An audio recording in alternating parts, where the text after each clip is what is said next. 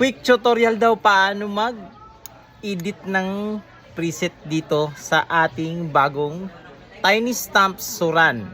Yan. Dito pa rin ako sa camping mga master. So, bibigyan ko to ng quick tutorial mga master. Panoorin nyo to mga master. Saan lang natin yung ating Tiny Stamp. Then, tayin lang natin mag-load.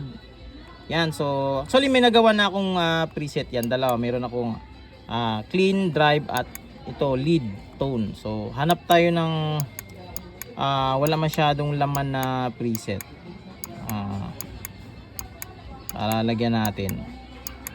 Ito sample yan yung tube amp na yan. So gagawin lang natin ito, pindutin lang natin tong selector na to yan para lalabas yung parang bracket nya.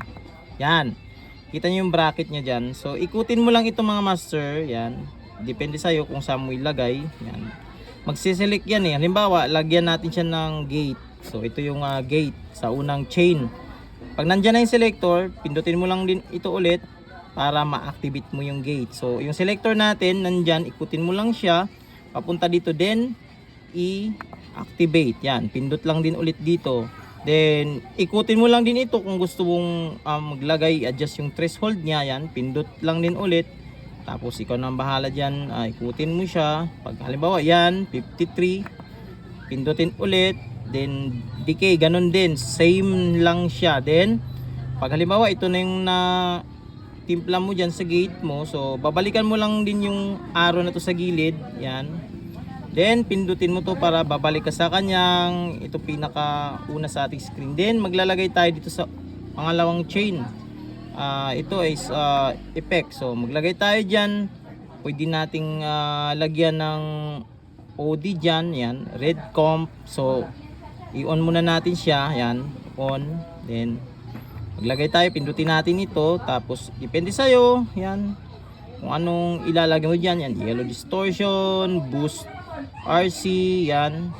Then halimbawa yan, distortion. So ikaw nang bahala. Same lang din, ikot mo, adjust mo yung gain. Yan, then ganun lang siya mga master. Super dali lang talaga siya. Then example, ito na yung nagawa mo. Yan, depende yan sa'yo, pwede ka pang mag-add yan. Yan, meron pa yung mga EQ. Yan, lagay natin yung EQ. Then ikaw nang bahala dyan magtimpla. Ganun lang. Then halimbawa nandito na, so ngayon isi-save na natin siya. Ikutin lang din natin yung selector na to. Yan, ikutin natin hanggang mapunta siya dito sa meron nakalagay na save. Yan, then pag nakalagay na save, pindutin mo lang siya. Yan, tapos yan, ikaw bahala kung gusto mong palitan yung pangalan niya. Sample. Yan, nandito na tayo sa pangalan niya, nakalagay dyan sa 10. So pwede nating burahin yan. Pindutin lang natin to, pindutin, tapos pupunta tayo dun sa blank. Yan, dito yung selector natin, tingnan mo, pupunta sa blank.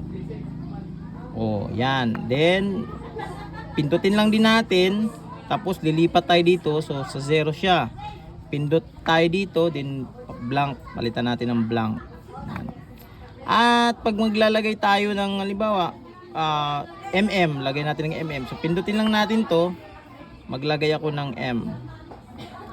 Yan, napin ko lang yung M, pindot. Yan, then para may underline dyan na maliit, yan kasi yung basihan mo kung saan ka napupunta. Ikutin mo lang to para lilipat yung underline. Yan, lumipat siya dyan. Paglipat dyan sa space na yan, pindutin mo ulit ito, tapos hanapin mo yung gusto mo, mm, lagay natin M ulit. Yan, M, pindot, halimbawa mm tube amp. Then papunta ka na dito sa save, lagay mo lang din ulit itong yan, ikutin mo lang. Yan, then pindot lang din ulit. Yan, automatic na nagsisave na siya dito. Kahit ilipat natin siya, yun pa rin kasi nakasave na. Yun lang siya mga master. Ganun lang kadali mag-save ng preset nito mga master, mag-edit. So para sa nagtatanong kung saan ito mabibili, mabibili ito sa Guitar Pusher at Jolly Music. Yan.